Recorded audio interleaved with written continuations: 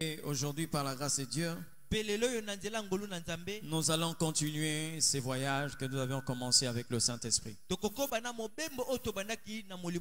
Après un grand exploit. Après un grand exploit. Luc chapitre 9, le verset 10 à 11.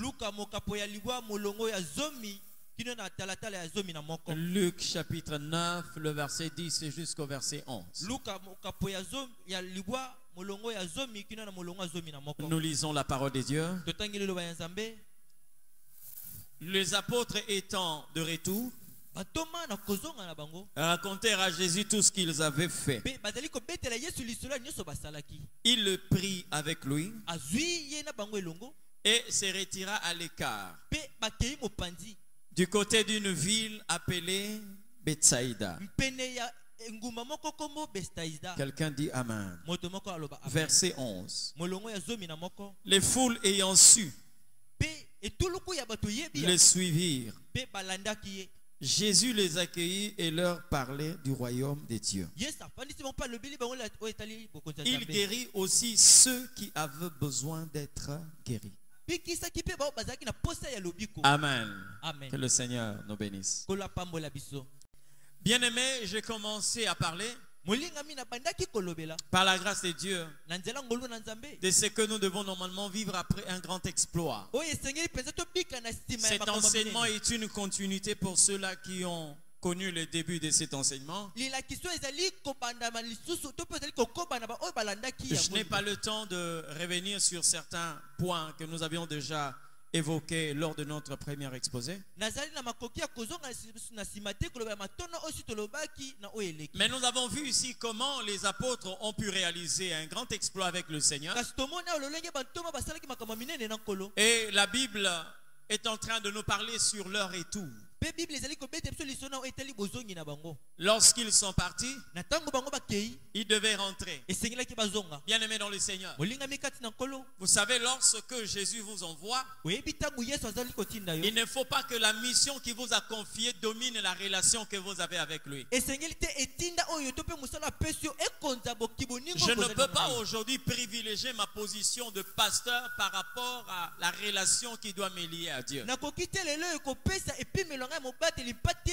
ne peux pas aujourd'hui priver Dieu de ce qu'il devait recevoir parce que je dois normalement m'occuper de mon pastorat.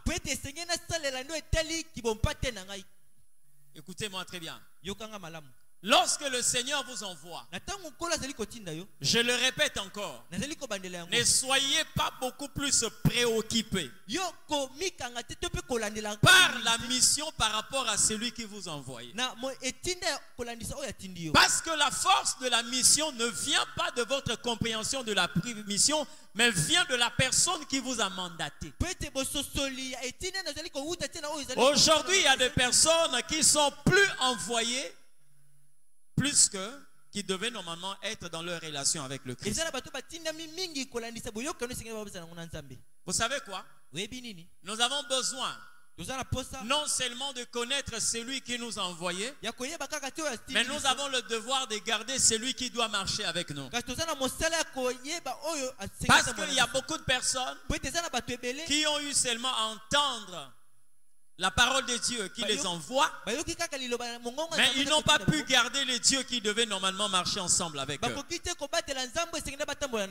J'ai béni Dieu pour l'attitude qu'avait Abraham. Quand Dieu dit à Abraham, prends ton fils, ton unique, celui que tu aimes, offre-le en holocauste. Abraham a entendu Dieu. Il a pris l'enfant, mais chemin faisant, il était disposé à écouter Dieu. Parce que bien aimé, si vous perdez la foi de Dieu, vous pouvez tuer Isaac sans pour autant que vous puissiez savoir que ça c'était une preuve où Isaac ne devait pas être tué. Alors qu'est-ce qui se passe? Abraham a écouté Dieu, mais il continue à marcher dans la présence de Dieu. Mais la Bible m'a dit quelque part, lorsque Abraham aperçut de loin la montagne, Or, Dieu ne lui a jamais dit que tu vas l'offrir sur telle montagne. Mais il lui a dit, tu l'une des montagnes que je te montrerai. Donc, tu as besoin d'être avec lui, marcher avec lui, pour qu'il te montre la montagne sur laquelle, là où tu vas offrir Isaac. Écoutez-moi. Vous savez quoi? Il peut y avoir plusieurs montagnes. Mais la montagne où tu trouveras le bélier, il n'y en a qu'une seule. Dieu ne te laisse pas l'opportunité de choisir n'importe quelle montagne. Mais il a besoin qu'il te montre la montagne où tu trouveras le bélier. Il y a beaucoup de personnes qui ont reçu la mission dans la présence de Dieu, mais qui exercent la mission hors de la présence de Dieu. Il y a beaucoup de personnes qui ont été appelés par Dieu. Ils ont entendu l'appel du Seigneur, mais ils ont orienté les pas là où Dieu n'était pas. Pourquoi? On était beaucoup plus préoccupés par la mission que par le Seigneur lui-même. Vous savez quoi? Quand il vous envoie, il veut être avec vous. C'est pourquoi il peut te donner 3 signes sur la montagne, mais il opérera 10 signes en Égypte. Si tu ne l'as pas gardé, tu vas échouer, quand bien même que c'est l'Éternel qui t'envoie. Lorsque vous lisez le texte de la sortie des enfants d'Israël avec Moïse, il n'y avait que 3 signes. Sur la montagne, l'Éternel n'a montré que 3 signes à Moïse. Le premier signe, il a dit, j'ai ton bâton. Le bâton est devenu un serpent. Deuxième signe, l'Éternel dit à Moïse, je frapperai les eaux de l'Égypte. Elles deviendront du sang. Le troisième signe, Dieu lui dit, après cela, je frapperai tous les premiers-nés et vous sortirez. Le 4e signe n'était même pas pour les enfants, plutôt pour les Égyptiens. Quand Dieu lui a dit, tu mettras ta main dans le sang et tu sortiras et tout. La main est devenue couverte de lèpre. Ça, ce n'était pas le signe des Égyptiens. C'était seulement un signe que Dieu avait montré à Moïse pour qu'il soit compris d'Israël que c'était l'Éternel qui lui avait apparu. Parce que les enfants d'Israël savaient qu'il n'y avait que Dieu qui avait le pouvoir sur la lèpre. Donc Moïse n'a que 3 signes. Donc Moïse, quand il quitte la présence de Dieu, plutôt quand il quitte la montagne, il doit garder Dieu. Vous comprenez? Il doit garder Dieu. Connaître Alpha, c'est mieux. Mais être avec Emmanuel, c'est bien. Parce que Dieu va dire à Moïse, quand tu lui poses la question, si on me pose la question, qui t'a envoyé? Que répondrai-je? Dieu lui dit, tu leur diras, je suis, m'a envoyé. C'est là où devait se baser tout enfant de Dieu. Dans les je suis, c'est-à-dire pour ne pas parler de celui qui était, mais celui qui est. Ça, c'est la dimension d'Emmanuel, qui signifie Dieu parmi les hommes. Alors quand l'Éternel Dieu envoie Moïse, il doit marcher avec Moïse. Et la preuve, c'est quoi? J'ai beaucoup aimé ce couple. Quand l'Éternel menace l'homme, il donne la solution à la femme. Parce qu'ils étaient avec Dieu, marchaient avec l'Éternel.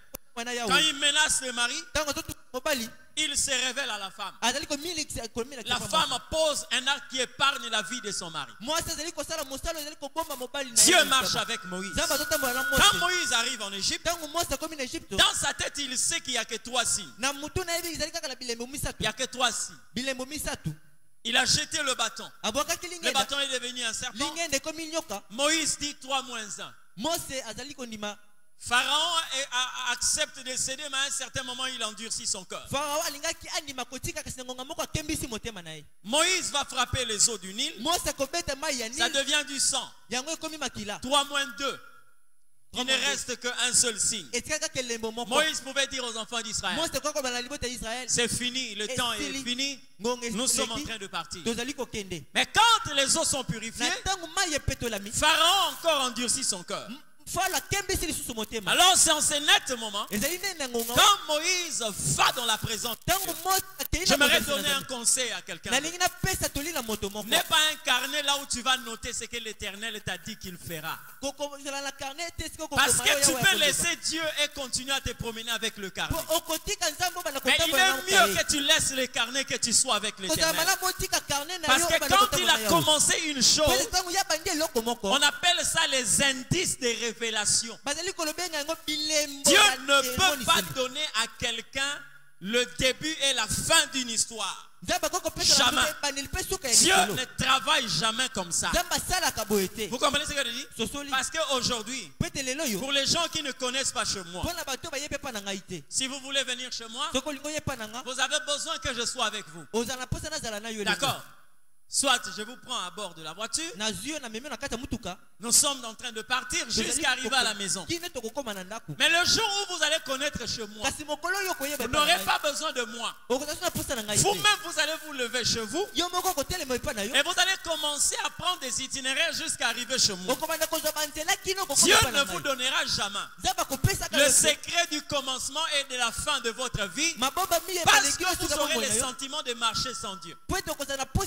Quand Dieu vous montre comment la chose va commencer, comment ça va finir, vous n'avez plus besoin de Dieu. Vous pouvez marcher seul. Or, qu'est-ce qu'il fait? Il vous montre les débuts et il vous cache autre chose.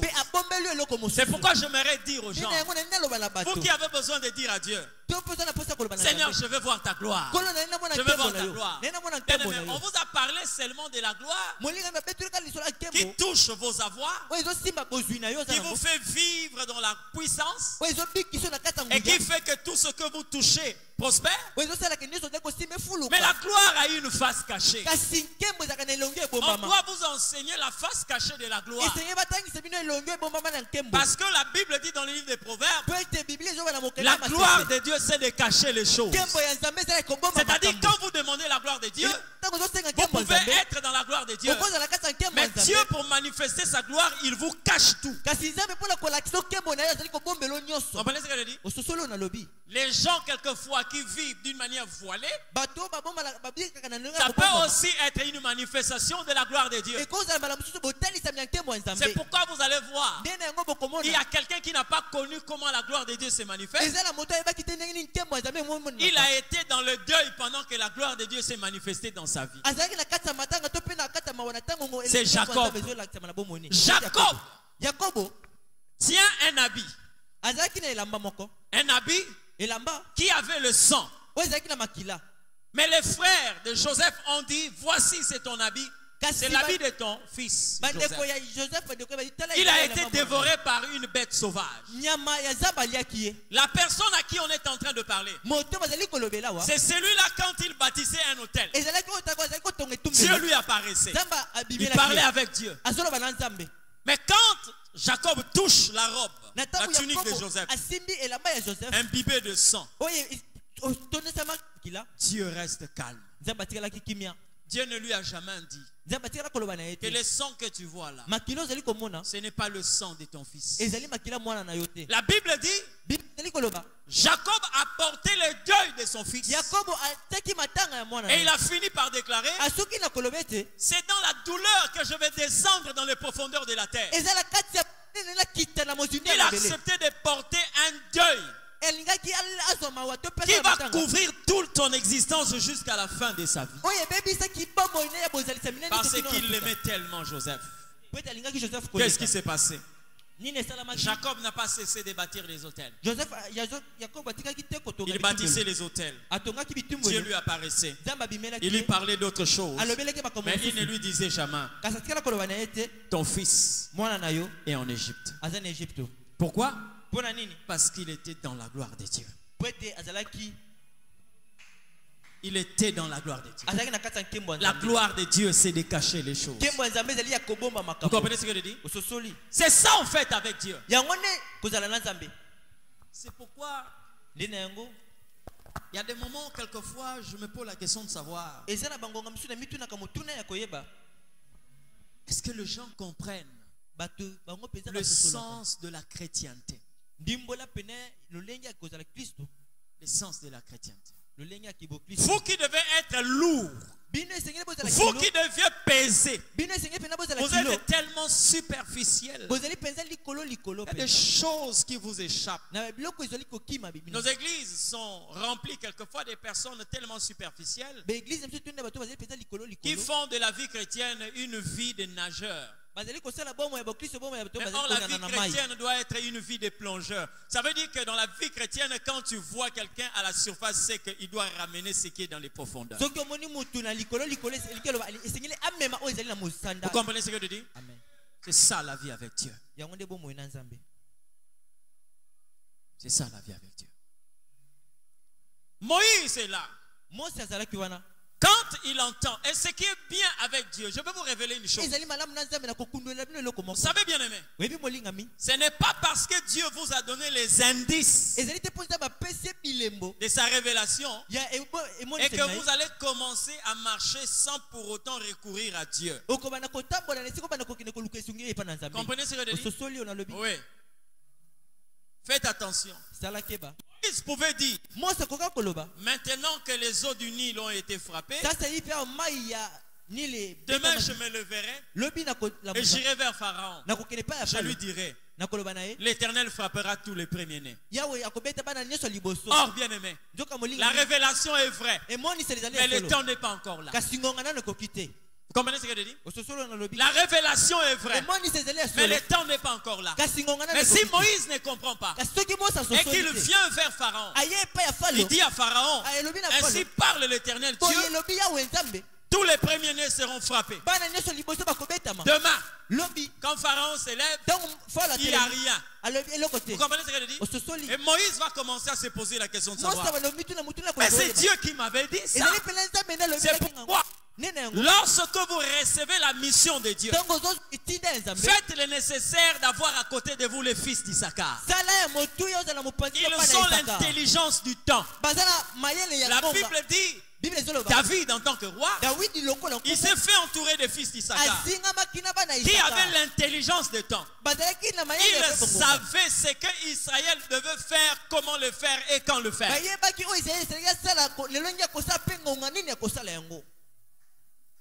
Moïse va dans la présence de Dieu. Pourquoi? Après une affirmation, il faut une confirmation. Quand il va dans la présence de Dieu, il cherche la face de Dieu, cherche la volonté de Dieu. Dieu lui dit, va dire à Pharaon, il y aura de l'obscurité dans toute l'Égypte. Moïse dit, mais comment? Mais ça, je n'ai pas écouté ça sur la montagne. Comment? Moi, j'ai écouté après. Dieu va frapper tous les premiers-nés. Mais les histoires d'obscurité là, ça vient d'où? Mais vous savez quoi? Lorsque vous avez rencontré Dieu, la maturité chrétienne ne vous donne pas de connaître la face de Dieu, mais de connaître sa voix. Jésus a dit, mes brebis connaissent ma voix. Donc même quand Dieu dit autre chose, même quand Dieu ajoute ce qu'il n'avait pas déclaré sur la montagne, lorsque on a entendu sa voix, on se rend compte, ça, c'est Dieu. C'est pourquoi, malgré que Pierre a vu les animaux purs et impurs, lorsqu'il a entendu quelqu'un dire, Pierre, tue et mange, il a dit, Seigneur, rien d'impur n'est entré dans ma bouche. Il ne l'a pas chassé. Il n'a pas dit au nom de Jésus, même si le message pouvait paraître mauvais. Parce que quelqu'un ne pouvait pas me dire de manger des histoires impures. Mais il a compris que c'était la voix du Seigneur. Seigneur, rien d'impur n'est entré dans ma bouche.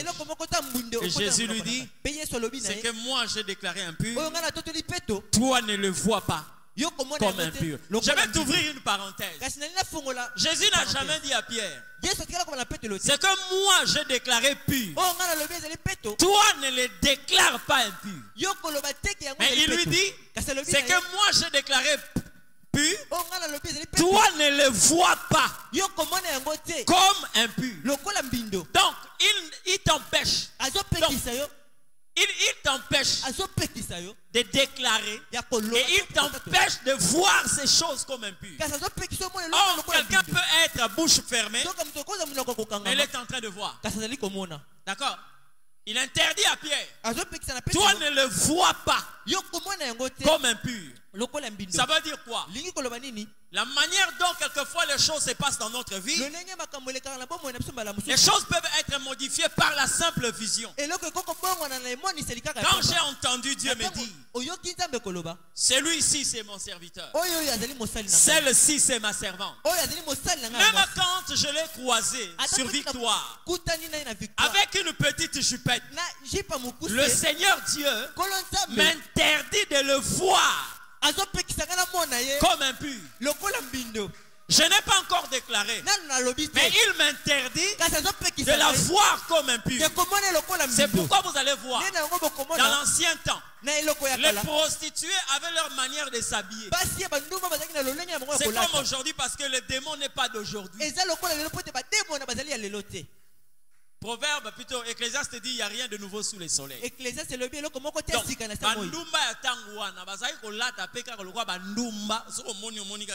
Celle-ci, c'est une prostituée. Mais quand l'Éternel Dieu choisit Rahab, qui était une prostituée, ou à Jéricho, l'Éternel envoie deux espions. Allez-y. Dans la ville de Jéricho. Ils sont venus. Quand ils sont entrés, personne n'a regardé Rahab comme une prostituée. Pourquoi? Parce que l'Éternel l'avait déclaré pure. Comprenez-vous? L'Éternel voit Rahab une femme pure. Parce que pour que vous la voyez, vous lui collez d'abord l'étiquette de prostituée. Dieu l'avait déjà classée dans la généalogie de Jésus-Christ. Il n'y a que 3 femmes qu'on retrouve dans la généalogie de Jésus. La première femme c'est Rahab. Elle était une païenne et une prostituée. La deuxième c'est Ruth. Vous connaissez qui était Ruth, hein? Vous comprenez? Vous connaissez qui était Ruth? C'est une femme, bon, vous comprenez un peu? La troisième c'est Bathsheba, la mère de Salomon. Salomon. Vous comprenez ce qu'elle dit? Pendant que vous la voyez comme des prostituées, Dieu les a déclarées pures. C'est pourquoi j'aimerais t'aider. L'erreur que tu peux commettre dans ta relation avec Dieu, c'est de déclarer impur celui que Dieu a déclaré pur. Celui que Dieu déclare pur, Dieu t'interdit de le voir. Alors, et de retenu de ne pas le déclarer. Bozoganga, ezana bato bazoyi banano mais o bazana kati ya liste ya basali na Nzambe. Ezana bato bazosala nano bundumba menzamba bazoyi bakeno basali na ngai. Toi ne le vois pas comme impur. Et pour preuve, quand ces espions sont venus, Rahab n'a pas séduit aucun d'eux. Rahab n'a séduit aucun d'eux.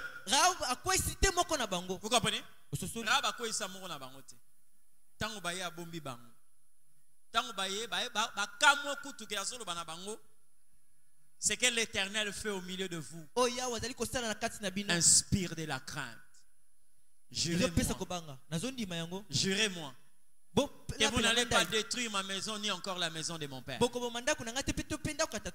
Bien que vous la voyez une prostituée, Dieu l'a déjà choisi. Vous comprenez? Moïse rentre vers Dieu. Et Dieu lui dit, tellement qu'il avait confiance au Seigneur, il vient devant Pharaon. Il dit à Pharaon, ainsi parle l'Éternel. Il y aura de l'obscurité dans toute l'Égypte. Ainsi parle l'Éternel. Il y aura des mouches venimeuses. Ainsi parle l'Éternel. Il y aura la grêle. Ainsi parle, ainsi parle, ainsi parle. 7 fois. Les plaies que Moïse n'a jamais entendues sur la montagne. Vous savez pourquoi? Parce que Dieu voulait confirmer sa parole. La parole qui dit, nous connaissons en partie. Maintenant, regardez la partie que Dieu confie à Moïse. Si vous avez fait les statistiques, vous vous rendez compte que quand nous prenons 10, parmi les 3 signes, nous nous rendons compte que c'est une minorité. C'est-à-dire Dieu a caché une grande majorité. Vous comprenez ce que je dis? Dieu a révélé 3 parmi les 10 et il a caché les 7. C'est pour montrer à Moïse que même si je vais t'utiliser, n'aie pas les sentiments de te comporter comme quelqu'un qui maîtrise toutes choses. Nous connaissons en partie et à chaque instant nous avons besoin de rentrer vers Dieu. C'est lui qui détient toute la connaissance. Et nous lui devons tout ce que nous devons connaître. Il va vers Dieu. Dieu lui parle. Et il rentre vers Pharaon. C'est comme ça qu'il a réussi sa mission. Je suis en train de dire ceci. Dans la mission, les exploits peuvent vous égarer. Parce qu'à chaque instant que vous posez des actes, à chaque instant que la main de l'Éternel vous utilise puissamment, vous aurez toujours des personnes qui auront tendance à vous fabriquer un trône pour vous garder là au lieu de vos exploits. Pour vous dire que vous êtes extraordinaire. Pour vous dire que vous êtes fantastique. Personne n'a jamais posé de tels actes. Vous êtes unique à votre genre. Vous êtes spécial. Amen, amen. Amen.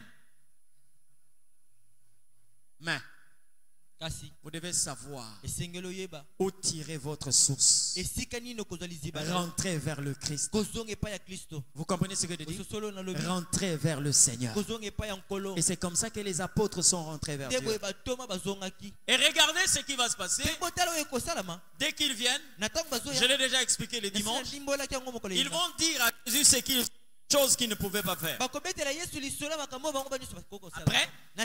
la Bible dit, Jésus le prit avec lui.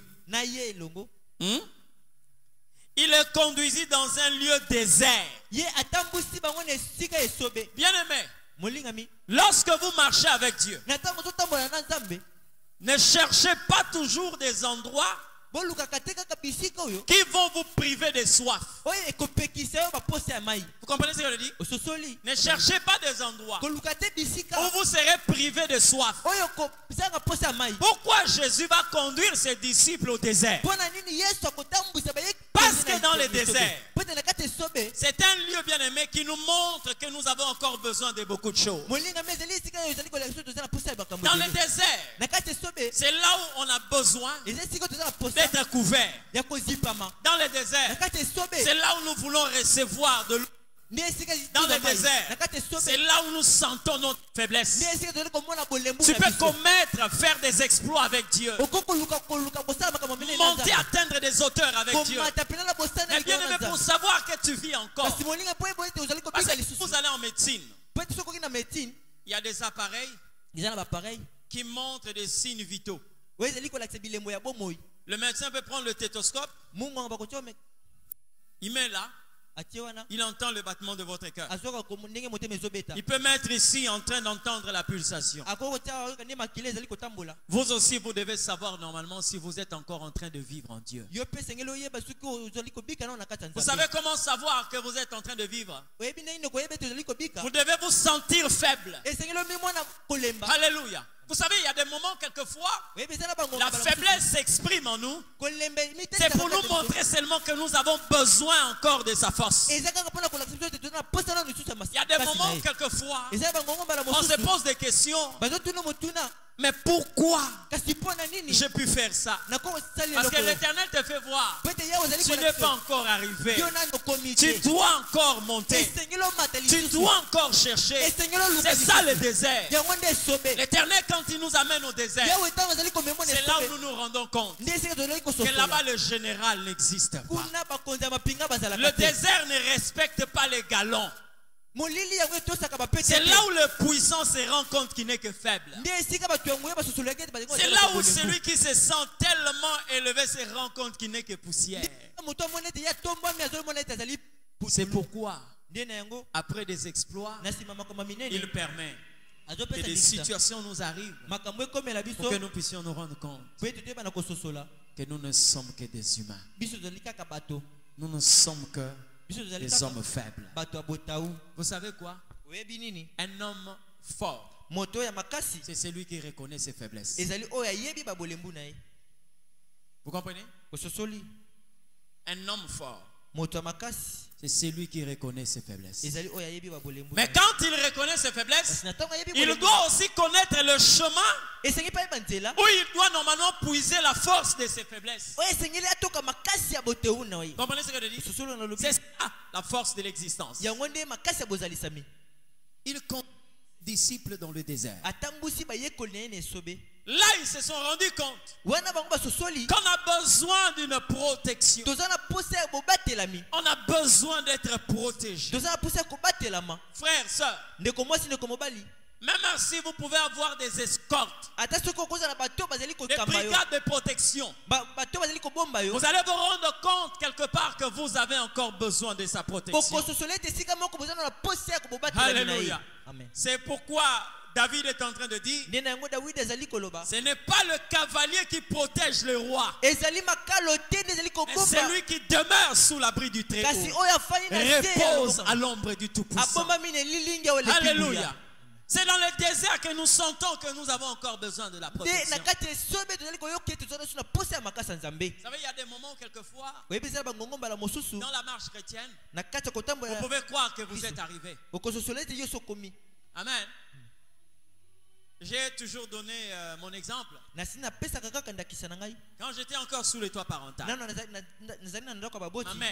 ma mère connaissait que je suis quelqu'un qui n'aime pas les bruits. Mon père le savait, mes frères et mes sœurs le savaient très bien. Même quand ils suivaient la télé au salon, ils faisaient attention, est-ce que le pasteur est là? Et même quand je sortais seulement au niveau du couloir, quand je prenais le couloir et qu'on sentait que j'étais en train de venir, même celui qui est en train de suivre des chansons profanes changeait automatiquement pour tomber sur une chaîne chrétienne, parce qu'ils savent que le pasteur n'aime pas ça. Bien aimé. Vous savez quoi? Vous pouvez être aujourd'hui colérique. Si vous êtes à côté des gens qui vous comprennent, cette colère ne va pas se manifester. Et vous allez croire que vous êtes arrivé. Mais quand Dieu vous mettra à côté de gens qui ne vous connaissent pas, ils commenceront à poser des actes contrairement à votre volonté. C'est là où vous allez voir la nature que vous avez commencé à s'exprimer. Et quand cette nature-là s'exprime, c'est là où nous disons que nous avons encore besoin de l'Éternel. Vous pouvez voir un adorateur, mais qui est dérangé par la colère. Vous comprenez ce que je dis? Et j'ai compris pourquoi Dieu a permis le voyage de l'enfant prodigue. Dieu permet le voyage de l'enfant prodigue pour lui donner l'opportunité de devenir un fils prodige. Est-ce que tu comprends ce que je dis? Quand l'enfant prodigue voyage, c'est pour qu'il rentre en tant qu'un fils prodige. Ça veut dire quoi? Dieu s'est rendu compte, quand il est avec moi, il y a un esprit d'adultère, d'impudicité. Il se croit fort. je vais le laisser partir pour qu'il se rende compte qu'il est encore dérangé par la débauche. Quand il est parti, c'est là où il a compris il avait encore quelque chose à sortir. Quand il a compris ça, il s'est rendu compte. Ça, c'est ma faiblesse. Mais maintenant, je dois rentrer auprès de mon Père. Je veux lui dire que j'ai péché contre toi. Il y a des personnes qui croient avoir la capacité de gérer. En réalité, c'est de véritables gaspilleurs. Dieu leur laisse la possibilité de voir leurs faiblesses. Et il est rentré. Quand il est rentré, on n'a plus jamais parlé de ses bévues. On n'a plus jamais parlé de ses erreurs. Parce qu'il a compris sa faiblesse. Et il est venu auprès de celui qui fait sa force. Alléluia. C'est ça avec le Seigneur. Nous avons besoin du désert. C'est pourquoi vous voyez quelquefois, après avoir fait des grands exploits avec le Seigneur, les genoux nous convoquent dans la présence de Dieu. Vous savez quoi? Si vous voulez regarder les signes vitaux dans votre vie, ce qui vous montre que vous êtes en train de vivre la soif de Dieu. Hein? Le désert, c'est un endroit où l'homme exprime sa soif. La soif. Amen. C'est un endroit spirituellement un endroit de confort. Mais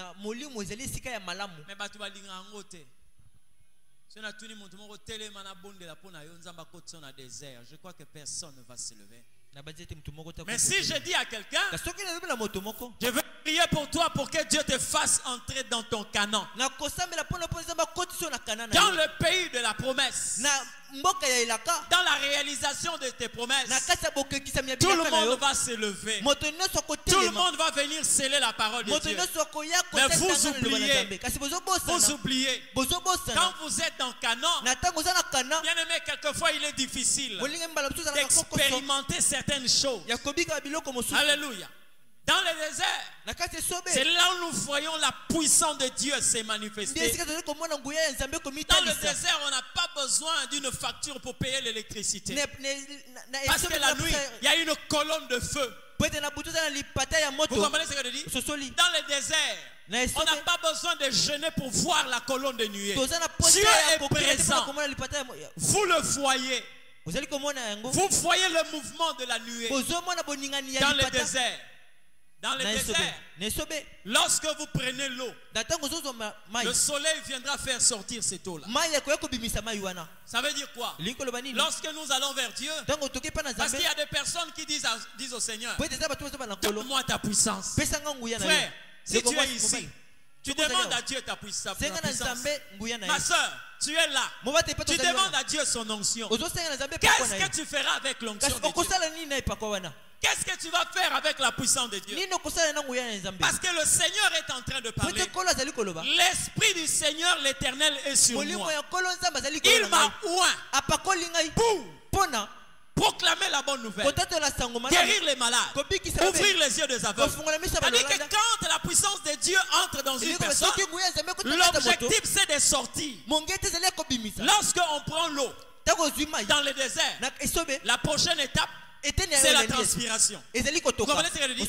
Parce que le soleil est là, la chaleur est là, tout ce que vous prenez finit par sortir. Dans le désert, nous avons la garantie, tout ce que Dieu fait entrer doit normalement sortir. Parce que Dieu ne donnera jamais sa puissance à un conteneur. Dieu donne son pouvoir à un distributeur. Il te donne la puissance, il te donne l'onction pour que cette onction-là travaille. C'est pourquoi dans le désert, on peut voir quelqu'un qui a reçu l'onction. L'Éternel est en train d'amener devant les malades. Parce que cette onction doit sortir. Cette eau-là doit sortir. Et quand ça sort, ça crée la soif. Et cette soif te permet d'aller chercher de l'eau. Dans le désert, recevoir et sortir. Recevoir et sortir. Vous comprenez ce que je dis? Oui. C'est pourquoi quelqu'un a dit. C'est quoi encore la chanson? Je crois que c'est le Gaël qui a dit ça. Hein? Napé Sayo Massan Joli. C'est ça, non? Bongo qui t'y bonayo. Voilà. Ça dit que quand ça entre, ça doit sortir. Ça doit sortir. C'est ça avec Dieu. C'est ça avec le Seigneur. Et dans le désert, on ne chôme pas. Dans le désert, on ne traîne pas. Dans le désert, on ne chôme pas. Bien aimé, j'aimerais dire à une personne, lorsque vous êtes inactif, quand vous ne faites rien, vous êtes en train de faire chômer une énergie en vous. Et il y a d'autres personnes qui vont être condamnées tout simplement parce qu'ils ont fait chômer ce qu'ils devaient normalement faire travailler. Regardez la parabole du talent. Vous allez vous rendre compte, il y a quelqu'un qui a enterré un talent. Et quand le maître est arrivé, cet homme a été jeté dans le ténèbre du dehors.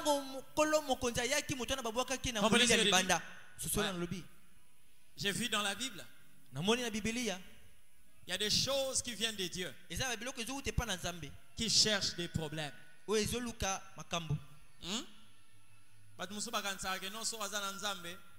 Oh Nzamba, bien aimé, Nzamba ko lukelo ba problème. Hein? Nzamba muluke talaka nenga yana vie à Marie.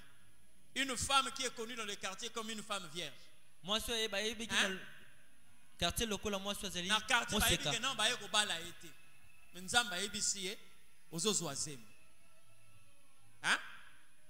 Maintenant tu vas l'expliquer qui? Yoko ke neko parce que déjà ce qui t'est arrivé là. Tu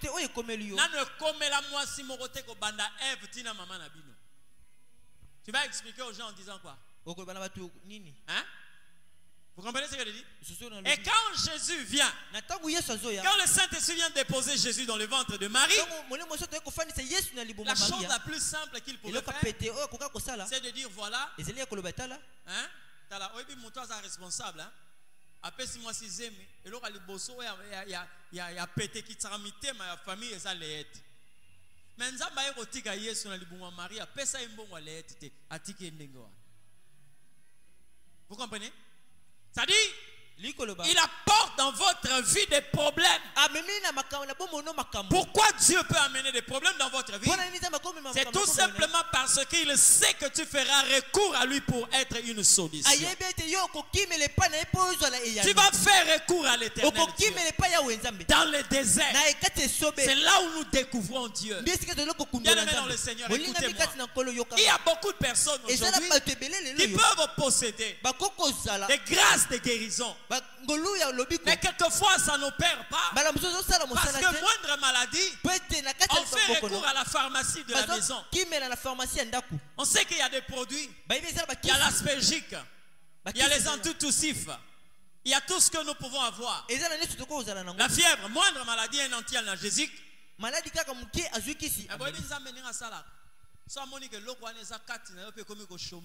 À permettre qu'il y a même à ta 100 francs et mon sous-souté. Mais tu vas voir dans la maison quelqu'un est malade.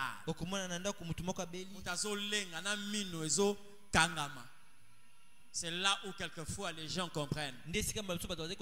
Tu imposeras des mains aux malades et les malades seront guéris. Parce que dans le désert, il n'y a pas d'arbre. Dans le désert, il n'y a pas d'arbre. Il n'y a que des arbustes. Tu dois faire face au soleil. Tu dois faire face à la chaleur. Et Jésus conduit ses disciples. Comment savoir que tu vis encore? Bien aimé, tu dois avoir un désir. Tu dois voir un désir de Dieu. C'est-à-dire partout là où on parle de Dieu, c'est là où quelquefois tu te sens emporté et concerné. Amen. Nous avons étudié dans la nature, il n'y a qu'un seul être vivant qui ne boit pas de l'eau, c'est le serpent.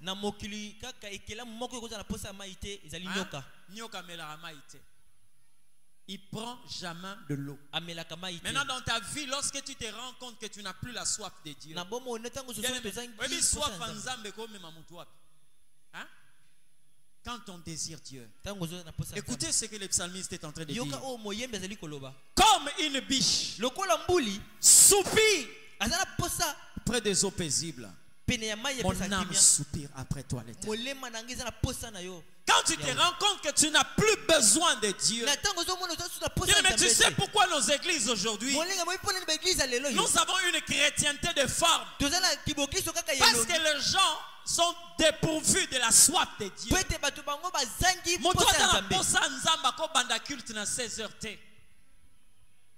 C'est lui qui a soif de Dieu. Bien-aimé, il n'arrête pas son culte quand le modérateur dit que le Seigneur vous bénisse. Il y a des gens qui peuvent commencer le culte avant. Ce n'est pas parce qu'on est intercesseur, mais parce qu'on désire tellement Dieu. Vous comprenez? Jésus amena ses serviteurs dans le désert pour que vous puissiez encore chercher de l'eau. Bien-aimé, tu vas mourir lorsque tu diras que cette dimension est finie pour moi. Un prédicateur qui a dit à Béni In, c'est bien de faire tomber les gens par la puissance du Saint-Esprit. Mais au lieu de faire seulement des croisades et tomber en esprit, cherche à grandir et commence à faire des croisades de résurrection. Parce que vous ne pouvez pas vous arrêter à un certain niveau. Non. Non, non. Non. On connaît un prédicateur peut commencer par enseigner les enfants de l'école des dimanches. Il peut enseigner à l'église. Il donne les brebis. Il donne aux brebis la nourriture. Il donne aux agneaux. À un certain moment, on doit se rendre bien et ça va comprendre de l'eau. Parce que là où les brebis broutent, les agneaux n'arrivent pas là-bas. C'est par rapport à leur taille. Vous comprenez? Agneau azara mukebo, brebis azara awa. Côté au brebis azolia, agneau akomarate. C'est pourquoi Jésus va parler à Pierre. Il dit même tu, paie mes agneaux, paie mes brebis. Lorsque tu regardes cette phrase, Jésus est en train de dire à Pierre, même dans le domaine de l'enseignement de la prédication, tu dois grandir. Et la chose qui fait que tu puisses grandir, c'est lorsque tu désires tellement. C'est lui qui peut t'amener à une autre dimension. N'est pas seulement la nourriture pour les agneaux, mais tu dois aussi être quelqu'un qui nourrit les brebis. Comprenez ce que je dis? Ouais. Parce que les agneaux, quelquefois, ils peuvent être nourris par la brebis. Jésus les amena au désert. Vous savez quoi? J'ai toujours l'habitude de le dire. J'accepte quelqu'un qui, au début, quand le Saint-Esprit commence à l'utiliser, qu'il commence quelquefois à livrer certains messages en bégayant, en balbutiant. C'est-à-dire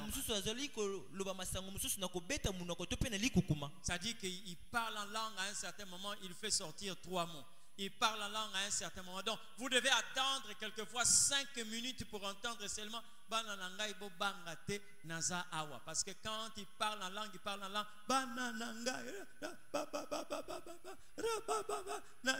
c'est normal. Mais ma camboula serait continuer 6 mois, 3 mois. Hein? Parce que tu dois grandir. Tu dois grandir. On n'a pas besoin de fermer les yeux pour rentrer en contact en esprit. Mais avec les yeux ouverts, même devant la télé, on peut donner un message prophétique à quelqu'un. Là, c'est lorsqu'on grandit. Mais ces choses arrivent lorsque nous désirons la croissance. Je te désire tellement. Il amena ses serviteurs dans le désert. Vous comprenez ce que je dis? Il leur conduisit dans le désert. Et lorsque vous lisez la suite, Vous allez vous rendre compte. C'est dans le désert qu'on découvre une autre dimension de Dieu. Parce qu'ils sont arrivés quelque part où ils ont dit, Seigneur, renvoie ces... Ça fait 3 jours qu'ils nous suivent, ils n'ont rien mangé. Jésus leur dit, vous n'avez pas besoin de les en renvoyer, donnez-leur vous-même à manger. Passez dans le désert. Seigneur, ce que nous avons ici ne nous permet pas. Même si nous pouvons acheter du pain et donner à ces gens-là, ne plus qu'un morceau. Jésus leur dit, faites-les asseoir par rangée de 50. Ils ont fait asseoir tout ce monde. Là, ils vont découvrir une autre puissance de Dieu. Amen. Ils ont découvert une autre puissance. Il y a quelqu'un ici qui a 5 pains et 2 poissons. Mais qu'est-ce que cela représente? Amenez-moi ici. Ils ont amené le 5 pains et les 2 poissons. Il a rendu grâce, il leur a donné. Partagé. Ils ont partagé. Il y a eu plus de 5000 personnes qui ont mangé. Donc dans le désert, ils ont compris que Jésus n'était pas venu seulement pour guérir les malades, pour chasser les démons, mais il était venu aussi pour nourrir ceux qui étaient affamés. C'est pourquoi, écoutez-moi très bien, toute religion, toute spiritualité qui ne résout pas le problème social n'est pas une spiritualité. Comprenez ce que je dis? Parce que nous ne sommes pas là seulement pour faire tomber les gens. Nous devons aussi faire tomber la pauvreté pour élever les riches. Comprenez ce que je dis? Martin Luther a dit ceci.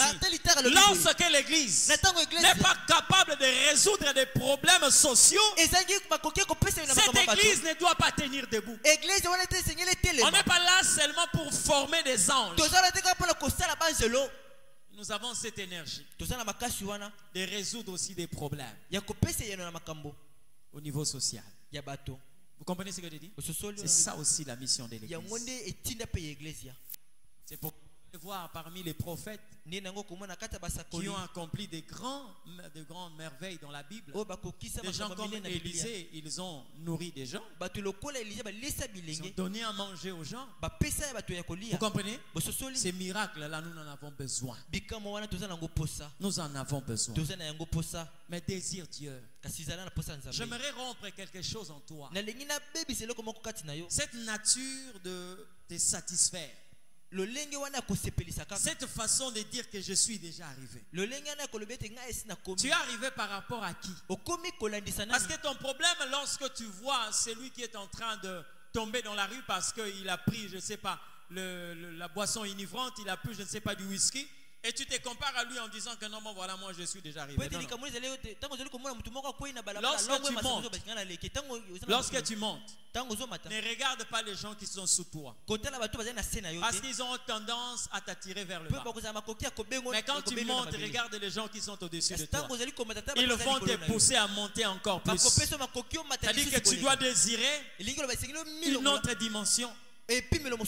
Comment savoir que vous êtes en train de chercher une autre dimension dans les choses de Dieu? C'est lorsque tu auras ton nom, tu auras ton calendrier, tu sais que ma prière c'est de 13h à 14h. Et quand on a fait une année, 2 ans, avec le prière, une année, 2 ans, avec le même temps de méditation, ça ne va pas.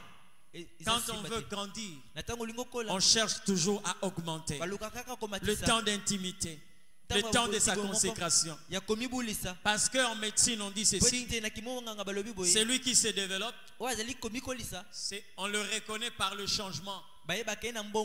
Et quand quelqu'un change, on le reconnaît par la modification. Alléluia. Il conduisit ses serviteurs dans le désert. Est-ce que vous sentez que vous en avez ça Yanzambe. Hein? Webi mututanga na posa mai. Quelquefois ya rota la kopo ameleli na suka. Quand quelqu'un a soif, quelquefois, il vient se rendre compte de la nature du récipient qu'il a utilisé bien après. Mais l'objectif premier, c'est d'abord d'étancher la soif. Vous comprenez ce que je dis? Et j'aime Dieu. Parce que bien aimé, il y a deux choses que nous devons recevoir. Dieu met à notre disposition l'huile et l'eau. Tu ne peux jamais te contenter de l'huile quand l'organisme te demande de l'eau. Mai, mafuta. Parce qu'il y a des endroits où l'homme a besoin de l'eau. Il y a des endroits qui exigent l'huile. Lorsqu'on accomplit un grand exploit, le lieu le plus propice pour vous, c'est le désert. C'est le désert. Prends le temps. Je dis bien, prends le temps. Cherchez la face de Dieu. Hein? De chercher la face de Dieu. Vous savez bien aimé, nous avons encore des défis à relever. Quelquefois la personne que tu vois là, ce n'est pas le vrai toi. C'est pas le vrai toi. Le véritable toi est caché dans une consécration que tu dois découvrir. Vous comprenez ce que je dis? Oui. Ne permets pas que la chair pèse plus que ton esprit. Parce que nous avons un seul adversaire qui peut nous empêcher d'atteindre la dimension que l'esprit est en train de nous imposer. C'est la chair. C'est la chair. Amen. Est-ce que quand tu regardes ta vie, tu te rends compte que tu as encore besoin de Jésus? Est-ce que quand tu regardes ta vie, tu peux avoir un thermomètre qui te montre la température de la soif que tu as de Jésus-Christ?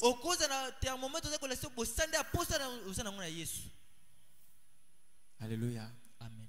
Il conduit ses serviteurs à l'écart dans un lieu désert.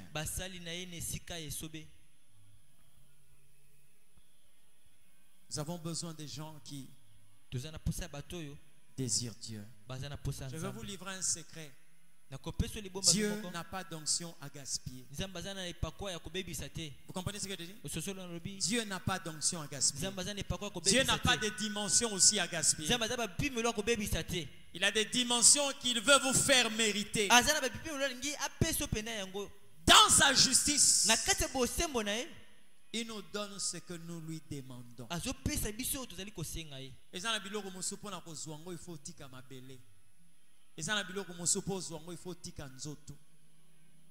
Ça, c'est les prix à payer. Vous comprenez ce que je dis?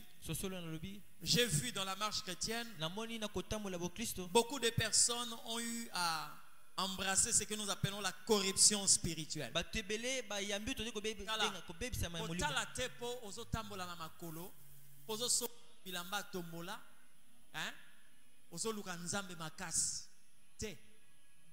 Parce que tant que vous avez shopping, vous avez la galerie présidentielle, les choses spirituelles ne seront jamais satisfaites par des biens matériels. C'est cette corruption-là qui retient beaucoup de gens. Lorsqu'ils se rendent compte, j'ai entendu des gens dire, hier moi aussi, les gens ne s'occupaient pas de moi. Les gens me trouvaient comme un homme de rien. Mais aujourd'hui, les hommes commencent à me considérer. Bien aimé, ça ce n'est pas un terminus.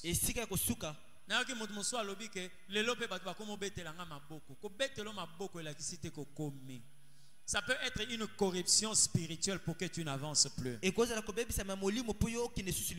peux chercher Dieu ayant rien. Mais quand tu as tout, tu continues à chercher Dieu.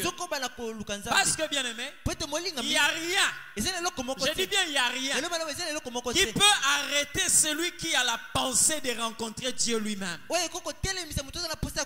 Dieu a tenté cela dans la vie de Moïse. Il dit à Moïse, je ne marcherai pas avec vous.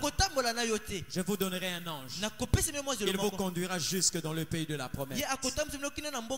Si c'était toi et moi, certainement on allait dire alléluia, que ton nom soit béni. Et Moïse a dit, si tu ne viens pas toi-même, nous ne partirons pas d'ici. Parce que nous avons besoin de toi. On a besoin de toi. Alléluia.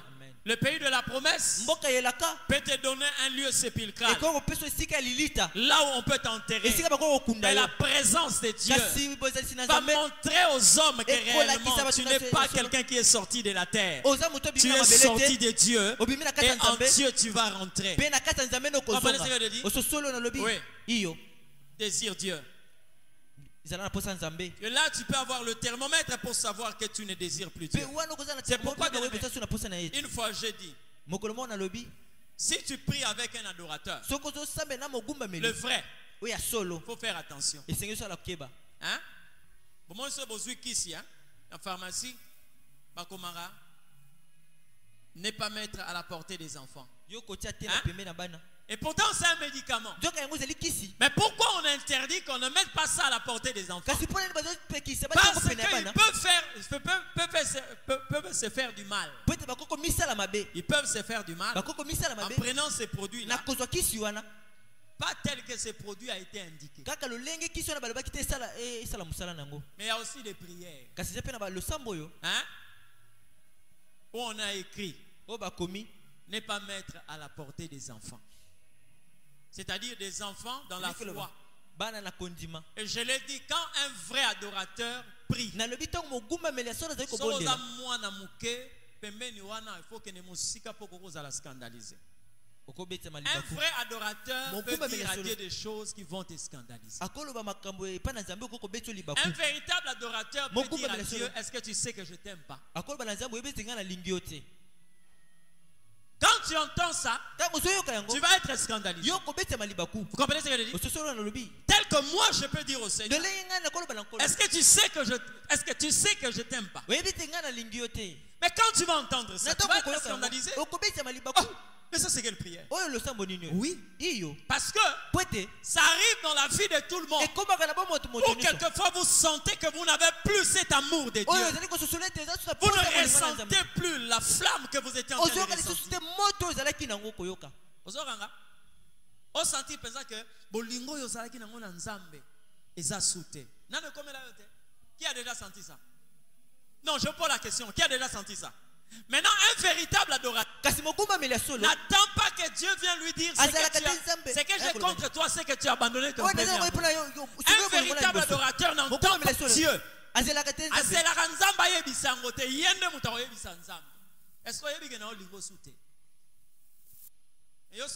que tu vas être scandalisé? Mais or lui dit ça pourquoi? Il dit à Dieu parce que c'est Dieu qui nous rend capable de l'aimer. Donc il est dit pour que Dieu déverse dans son cœur l'amour qui lui permet d'aimer Dieu.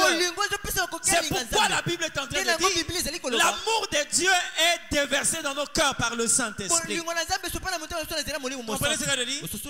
Vous avez besoin d'être dans le désert. Désirez encore le Seigneur. Désirez encore le Seigneur. Alléluia. Bien aimé, j'ai aimé quelque chose dans la vie de Jacob. Jacob s'est rendu compte que la vieillesse ne pouvait pas l'empêcher d'adorer Dieu.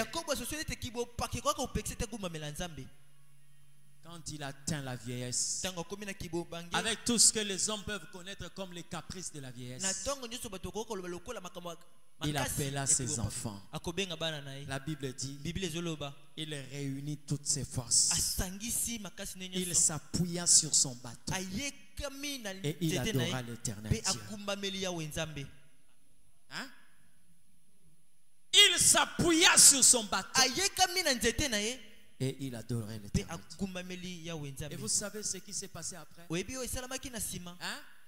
Makambo Jacob a tikala ko salate depuis son existence. Depuis abanda ko bota bana. Quand il a dominé sa faiblesse, il sait que la vieillesse est là. Les gens peuvent dire que Dieu va comprendre.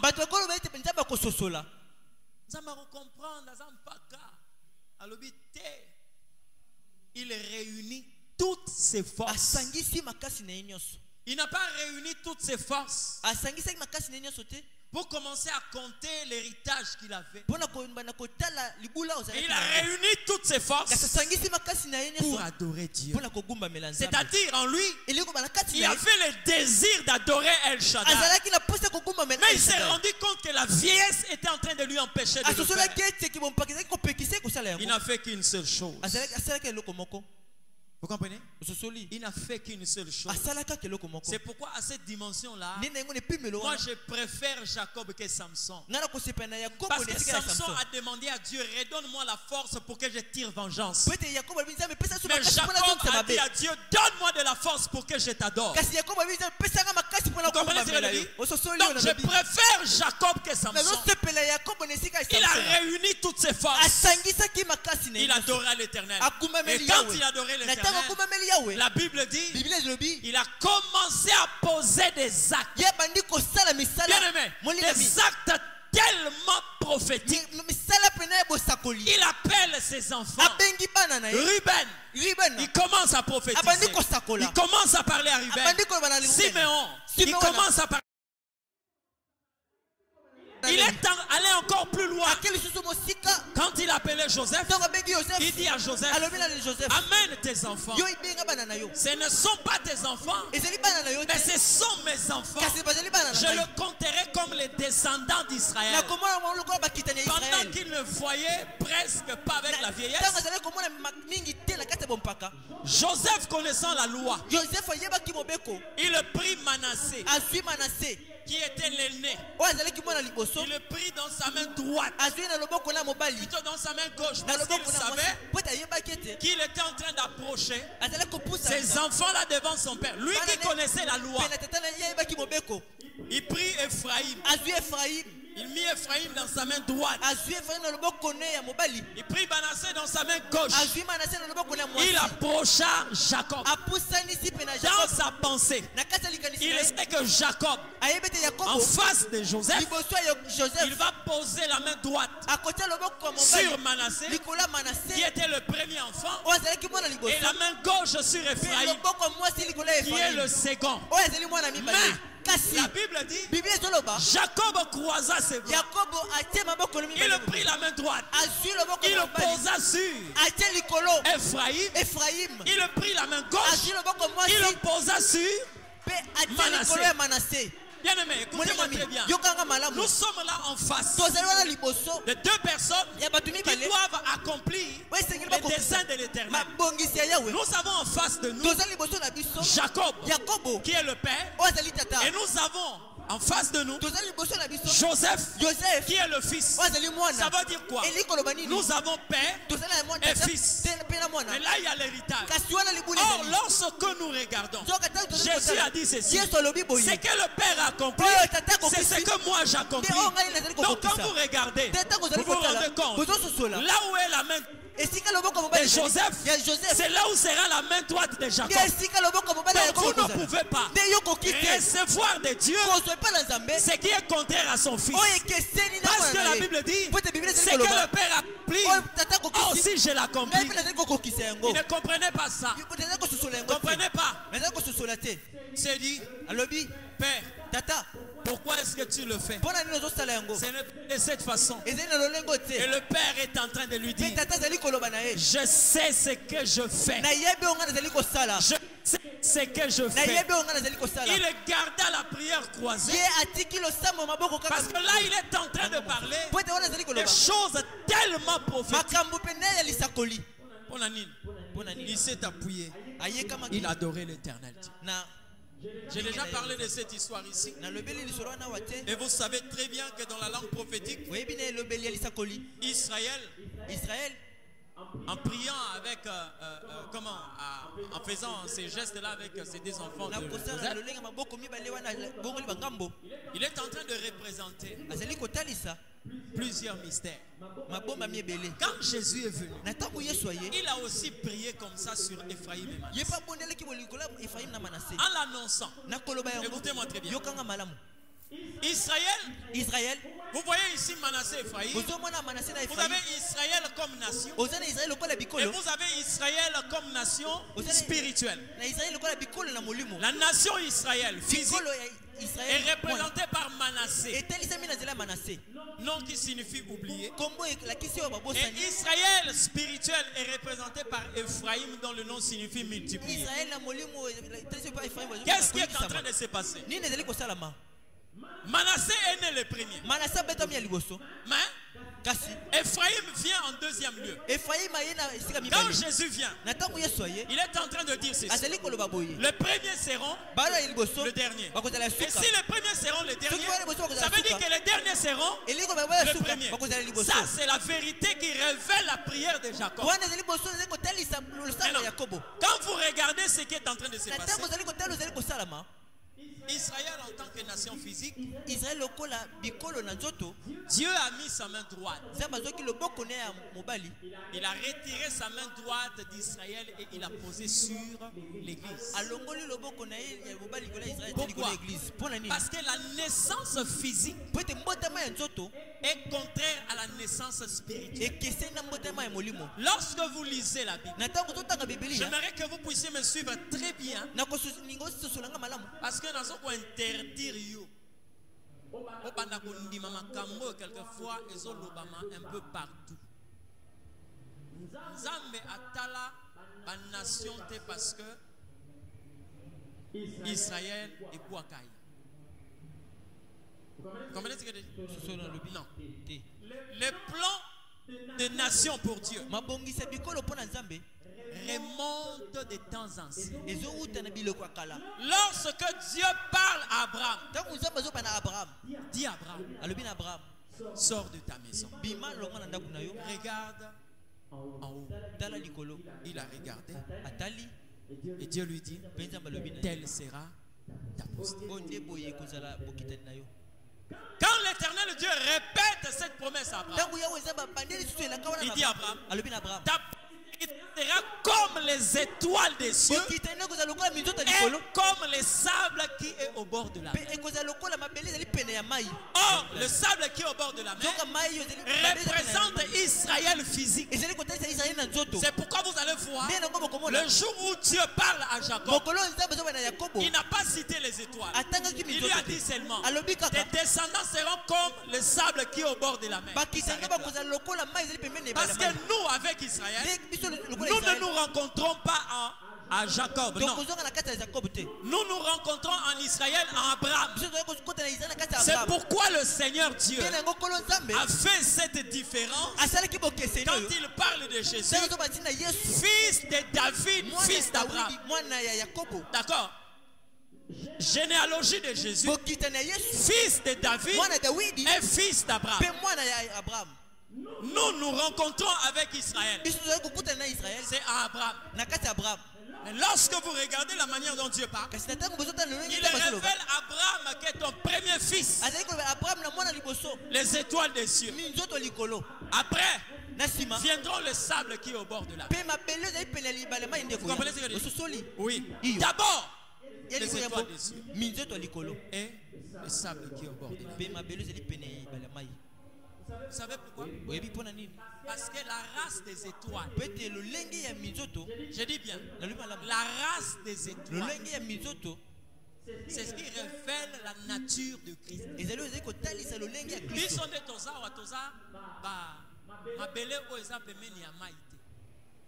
Nous sommes les étoiles des cieux. Vous comprenez ce que je dis? Ça, c'est la descendance spirituelle d'Abraham. Et la descendance physique, c'est le sable qui est au bord de la mer. Et Dieu est en train de révéler par Jacob qu'il arrivera de moment où je vais oublier Israël, mais je multiplierai l'église. Vous comprenez? Cette prière-là est tellement prophétique. Je prends le temps de rentrer et de donner tous les détails parce que ça va nous prendre beaucoup de temps. Aujourd'hui, là, je suis quelquefois dérangé de voir des personnes qui se font baptiser par des rabbins juifs. Ce n'est pas pour rien que la Bible dit que jusqu'aujourd'hui, il y a un voile qui est jeté dans leur vie.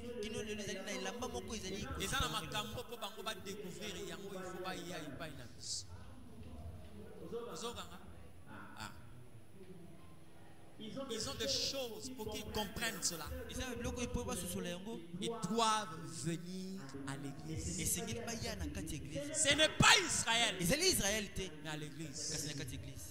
Parce que c'est là où Dieu a déversé la capacité de révéler ce qu'Israël ne maîtrise pas.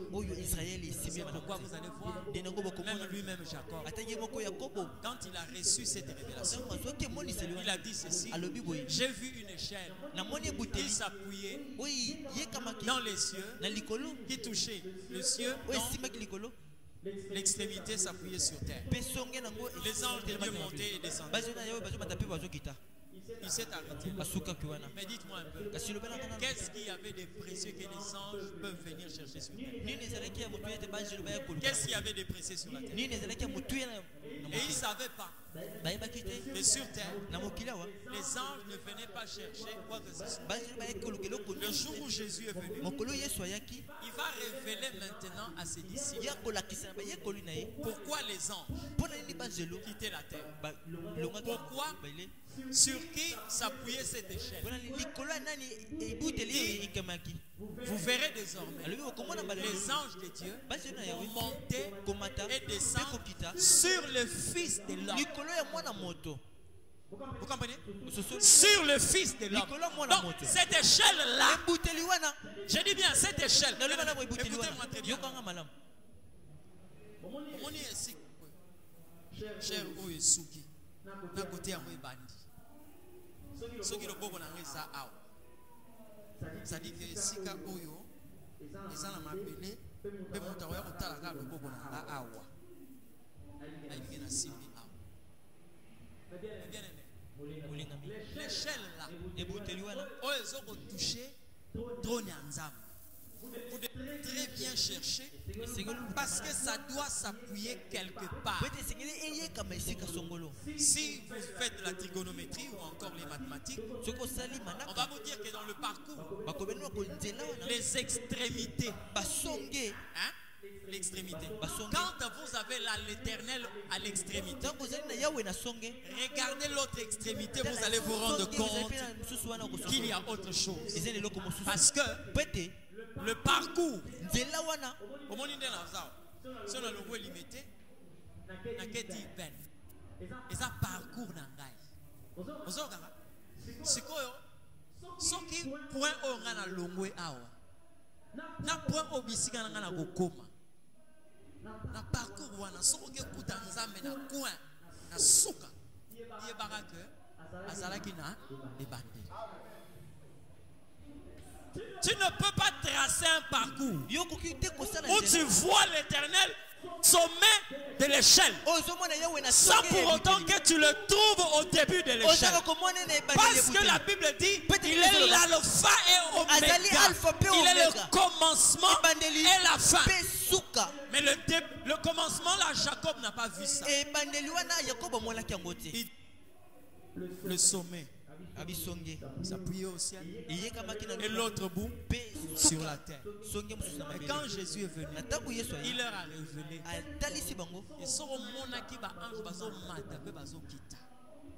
cette échelle s'appuyait sur moi. Vous comprenez ce que je dis?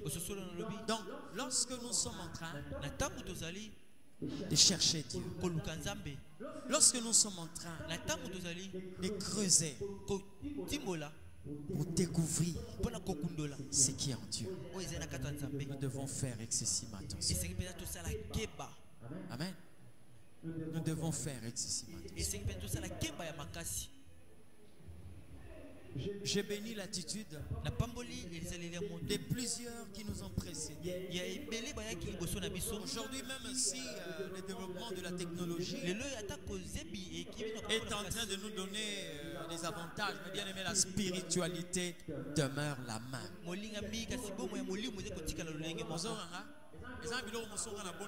Parce que c'est comme un défi. Quand la Bible dit Élie était un homme de la même nature que nous, il pria et le ciel fut fermé. Pendant 3 ans et demi, il pria à nouveau et le ciel.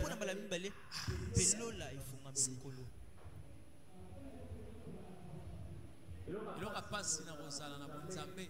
Les habitants au Sali Carrefour, dans le Bissika, au commissaire Carrefour, terminus, là où tu devais normalement passer. Amen. Là où tu devais passer, tu as fait de cela un terminus. Le désert. Après un grand exploit, cherchons Dieu. C'est pourquoi j'ai dit quelque part, Dieu marche toujours avec des gourmands. Ça dit des gens qui ne se rassasient jamais. C'est-à-dire quand ils découvrent une dimension de Dieu, ils peuvent encore dire au Seigneur, encore et encore. J'ai béni la vie d'un homme dans la Bible. Bartimée, qu'est-ce que tu cherches? Chercher des yeux. Quand tu as vu, pourquoi tu n'es pas parti? La Bible dit, il suivit Jésus. Il y a un homme qui est sur la guérison. Il était un fou. Le fou des Gadara. Lorsqu'il a été guéri, son objectif n'était pas d'aller prouver aux gens.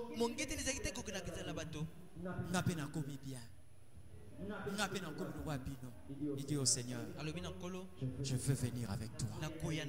Pour chercher quoi? Pour recevoir quoi? Alléluia. Là où tu es là, il faut que cette soif, hein? Cette soif, il pousse encore.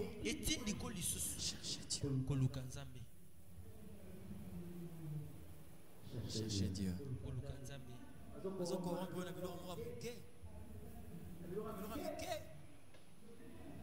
Moi, $2000. Nous terrain. Hein? Nous salaire. Continuer à avancer. Continuerai à avancer. Encore et encore. Encore et encore. Amen. Il conduisit ses disciples dans le désert, à côté d'une ville appelée Bethsaïda. Ce que j'ai aimé au verset 11, écoutez ce que la Bible dit. Les foules l'ayant su, les suivirent. Non, ils les suivirent. Jésus les accueillit. Il leur parlait du royaume de Dieu. Il guérit aussi ceux qui avaient besoin d'être guéris. Cette phrase-là ne vous dit rien. Hein? La Bible n'a pas dit que Jésus guérit les malades. Mais on a dit Jésus guérit ceux qui avaient besoin d'être guéris. Donc parmi les malades, il y a eu des gens qui n'avaient pas besoin d'être guéris. Mais Jésus va guérir ceux qui avaient besoin d'être guéris. Ça veut dire quoi? Il y a de ces choses que l'Éternel accorde seulement à ceux qui en ont besoin. Il accorde à ceux qui en ont besoin. Bien-aimés dans le Seigneur, vous savez quoi? Aujourd'hui, Dieu se manifeste différemment, tout simplement parce qu'il n'y a pas de gens qui désirent une certaine dimension de la manifestation de Dieu. Vous comprenez ce que je dis? Il y a des moments, quelquefois, je me réserve de ne pas vous prêcher mon expérience parce que l'expérience peut quelquefois vous troubler.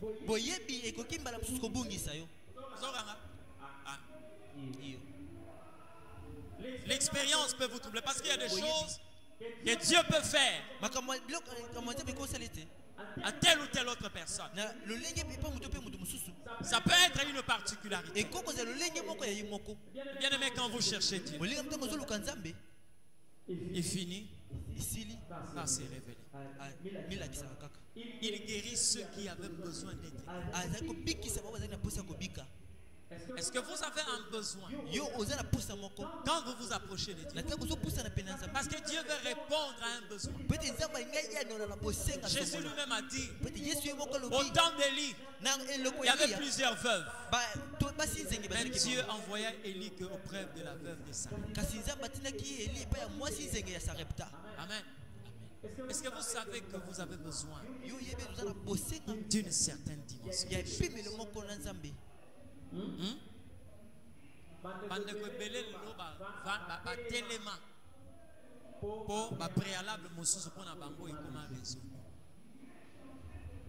Vous comprenez? C'est pourquoi j'ai dit le dimanche. Il y a beaucoup de personnes qui, étant chômeurs, ils cherchaient Dieu. Mais une fois travailleurs, Dieu commence à les chercher. Il était stérile. Mais devenu féconde, Dieu commence à les chercher. Parce que la fécondité est devenue une corruption pour t'arrêter dans la course spirituelle. L'argent est devenu une corruption. Bien aimé, péché était.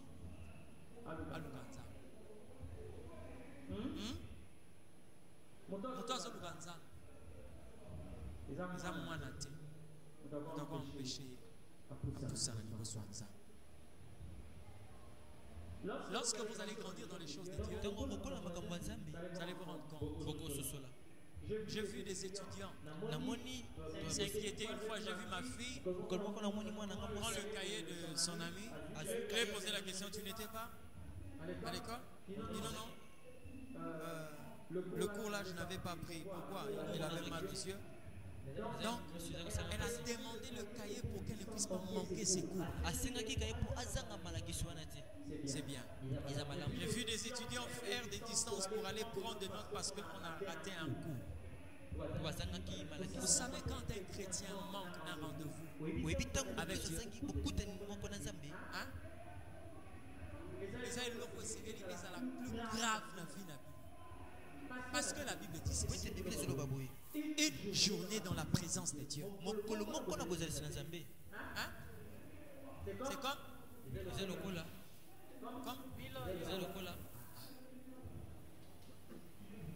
maintenant, quand quelqu'un te prive de 1000 ans,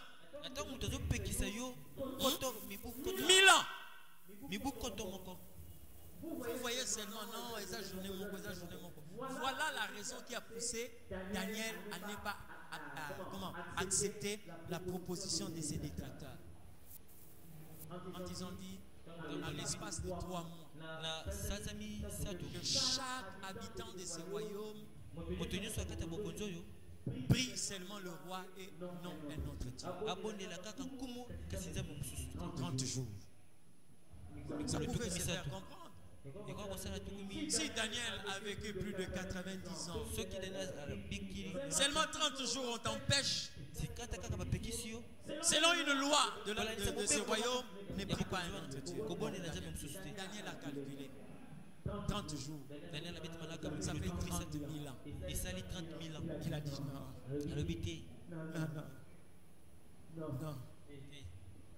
Pendant que la loi était là, Daniel a prié. Parce qu'il ne voulait pas manquer les 30 000 ans. 30 000 ans. Amen. Quand la soif de Dieu. La soif de Dieu. Hein?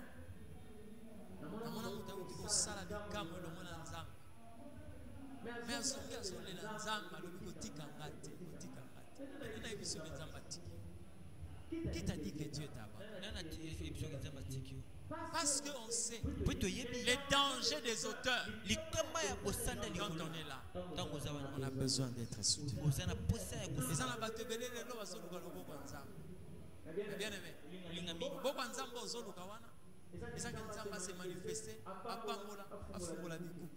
Bien aimé, est-ce que lorsque Dieu va accomplir ces choses, est-ce que tu vas garder le même degré, la même température de ta relation avec le Seigneur? Jésus a guéri ceux qui avaient besoin d'être guéris. Il a guéri ceux qui en avaient besoin. Pourquoi il n'a pas guéri tous les malades? Mais la Bible précise ceux qui avaient besoin d'être guéris.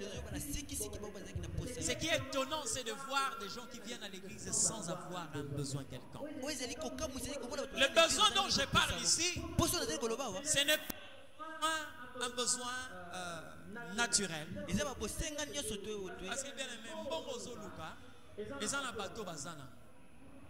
Basu yango pe na prière. Oui, les balo zoluka. Les gens na bateau malgré biso tozana yo, les gens na bateau ba obala na bateau. Cérémonie za na bateau. Moni mosalo zoluka. Yana moto azui confirmation que basu na mosala ka na bateau. Na sang de la répéter. Quand nous venons à l'église, bien aimé, nous devons chercher plus que ça. Parce que ce que le monde nous donne, ou ce que Dieu nous donne par rapport à ce monde, à une frontière, ça va s'arrêter quelque part. Ce que nous recevons auprès du Seigneur, ce qui touche la spiritualité, touche l'éternité. Touche l'éternité. Vous comprenez ce que je dis? Cette soif de Dieu. Dans le désert, on a besoin de ça. Nous avons besoin de ça. Dans l'église, les attaques pour maintenant,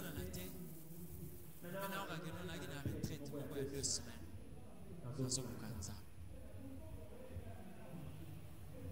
Je veux une autre dimension. Je veux une autre dimension. Ceux qui ont commis les sika au Kanzateke na comité. Ceux qui ont commis les sika au Kanzateke na comité. Avion yozomona. Eza na biloko eza likolo na ye. Même atozomona wa eza likolo makasi. La fusée n'atterrit pas. Là où le ciel s'est arrêté. Pierre, Paul a dit qu'il était amené au 3e ciel. Il était amené au 3e ciel. Mais c'est un soukate.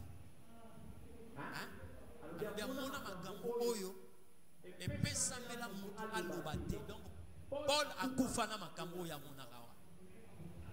D'accord?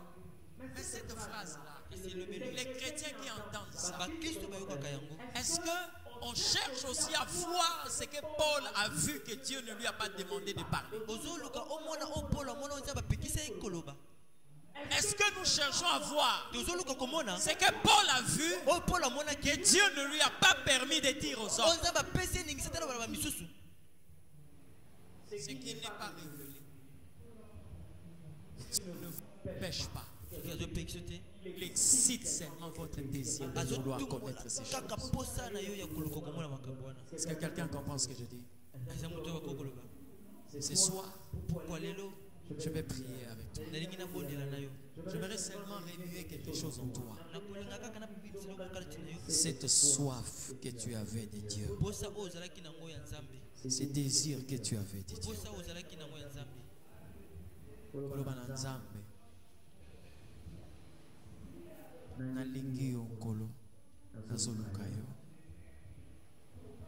Est-ce que tu peux encore le dire au Seigneur? Est-ce que tu peux encore le déclarer ce soir? Oh Jésus, sois béni. Sois béni Seigneur. Sois béni le Dieu Tout-Puissant. Jésus. Est-ce que tu peux commencer à prier avec moi?